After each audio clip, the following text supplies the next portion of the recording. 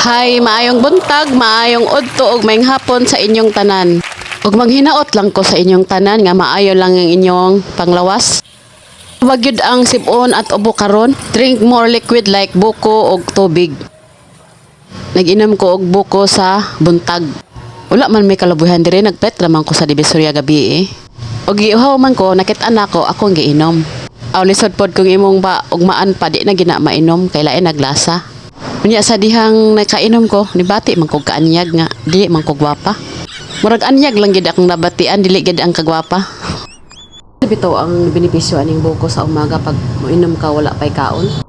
Perti bitaw na kong pagkalaaya kay akong mga anak nag-eskwela na. Di ta palabi og serious manglaba, magluto, manghinlo, balik-balik lang kita ani. Hitabua og tagana to atong higayon atong lawas himsog. Mukaon ta og healthy dili lang puro junk foods.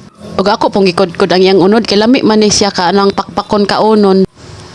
Kay init naman naghuwat tapog ko sa kong sinampay nga uga.